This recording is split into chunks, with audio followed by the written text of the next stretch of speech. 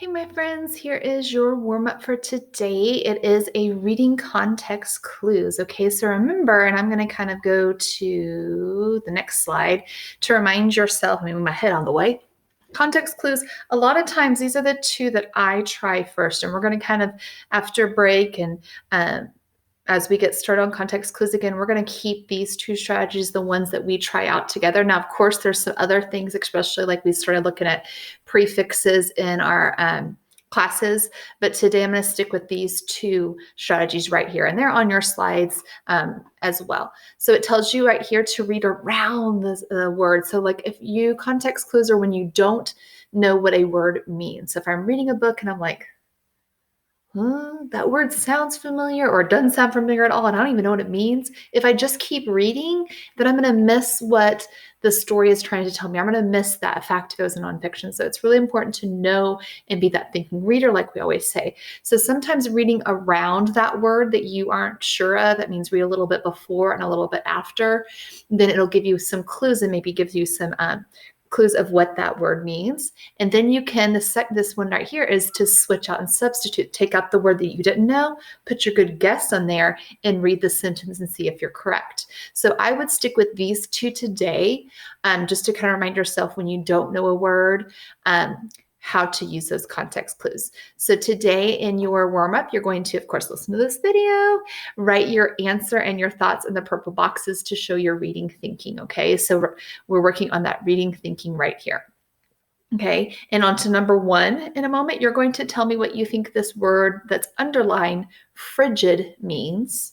Okay, and on number two, you're going to tell me why you thought that. What clues around that word made you think that that's what it means. Okay, so number one is what you think the word means. Number two is what clue made you go, oh, that's what it means. Okay, and it's a little bit of a shorter one today. Okay, and also, by the way, if you know what frigid means right now before I even read this, you always want to double check and make sure you have a clue from the text, because there are some words that mean more than one meaning depending on how you use it. Okay, like I might say bat, right? Well, is that like a bat flying or a bat like from baseball? Okay, so I have to use kind of around it sometimes. Even if I'm like, I know what that word means today, I'm going to hear or read one myself and then make sure that I have the right meaning. Okay, so let me read it to you, and I'm going to invite you, if you'd like, to close your eyes and be able to visualize. Remember that moving picture in your head, kind of like a movie of what you, of what you see as I read. Okay, and it is pretty short today, so if you want to close your eyes, you can. The air is so very frigid this time of year. Wearing your gloves and a hat is definitely important to keep you warm. Okay, open up your eyes. What did you picture? When I was picturing, I was picturing somebody wearing gloves, right? Okay, like trying to stay warm outside, maybe. Okay, so maybe you pictured the same thing. So when I go back to this word frigid, what do you think that word frigid means? Okay, once you have that thought of what frigid means, I'm going to go read that back in, and I'm going to let you plug it in when I go, okay? And I'm going to see if that word really is what you think it means, okay? So kind of think what you think it means, frigid. And then we're going to go substitute it in. The air is so very, what do you think it meant?